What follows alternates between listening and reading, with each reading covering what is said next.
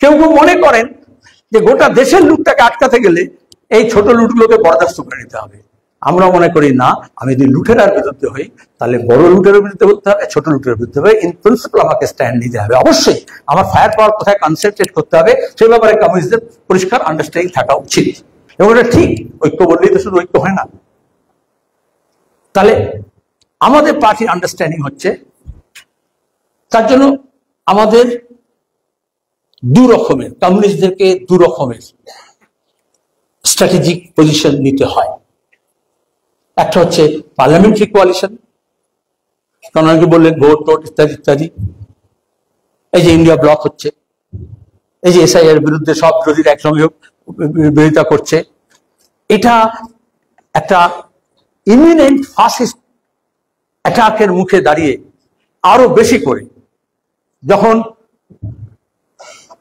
গণতন্ত্রের উপর আক্রমণ হয়, সংবিধানের উপর আক্রমণ হয়, পিপুলসের রাইটের উপর আক্রমণ হয়, যখন সর্বজনীন ভোটাধিকার কেড়ে নেওয়ার হচ্ছে, যখন তার জন্য জেহাদি, রোহিঙ্গিয়া, মতুয়া, বাংলাদেশি, উইপোকা এই করে যখন ভাগ করার চেষ্টা করছে, তখন এই ধরনের লার্জেস্ট পসিবল পার্লামেন্টারি কোয়ালিশন তৈরি করতে হয়, ইনসাইড পার্লামেন্ট, আউটসাইড পার্লামেন্ট। এই ব্যাপারে সিপিআইএম তার জন্মলগ্ন থেকে কথা বলে এসছে।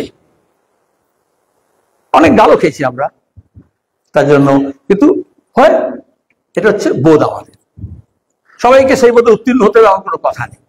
কিন্তু সেটাই সব নয়। এই পার্লামেন্টারি কোয়ালিশনের পাশাপাশি কমিউনিস্টদেরকে স্ট্র্যাটেজিক কোয়ালিশন তৈরি করতে হয়, যেখানে দাঁড়িয়ে আমার শ্রেণী স্বার্থ, আমার শ্রেণীর ইস্যুগুলো, আমার কৃষকের সমস্যা, কৃষি সংকট, আমার শ্রমিক, আমার মজুরি, আমার বেকারি, আমার যে লুট হচ্ছে প্রাকৃতিক সম্পদের, যেভাবে অ্যাটাক হচ্ছে এবং যেভাবে আদানি আম্বানির কাছে সব কিছু যাচ্ছে, যে ক্রনি ক্যাপিটাল যেভাবে তৈরি হচ্ছে, ইন্টারন্যাশনাল ফাইন্যান্স ক্যাপিটালের সঙ্গে যেভাবে গাঁটছড়া বেঁধে এই লুটতন্ত্রকে আরো বেশি জোরদার করা হচ্ছে, আর সেটাকে গা সরা করার জন্য যেরকম একটা করাপশনের নেটওয়ার্ক তৈরি করেছে। আমি বলিনি, জয়পাল ভট্টাচার্যের একটা লেখা আছে ইপিডব্লিউডিতে গত বছর, আগের বছরের সেপ্টেম্বরে, সেখানে দাঁড়িয়ে কিভাবে ফ্র্যাঞ্চাইজি পলিটিক্স এখানে তৈরি করা হয়েছে, একটা বড় ব্র্যান্ড তৈরি করা হয়।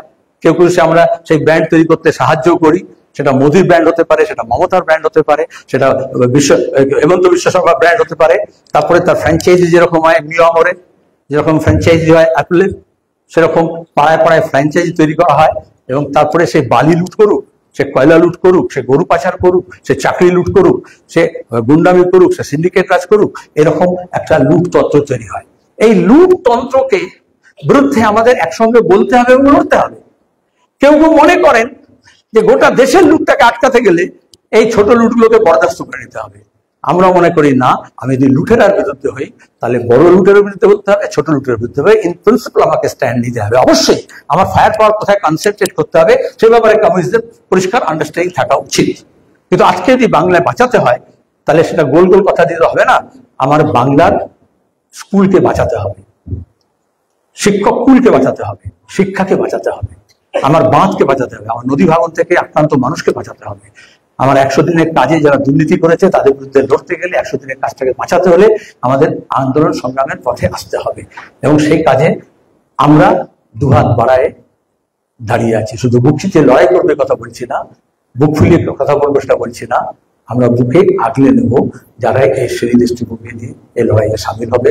এবং আমরা মনে করি বামপন্থীরা ঐক্যবদ্ধ হলে আমরা এই বাংলার পুনর্জাগরণ করা সম্ভব হবে। এবং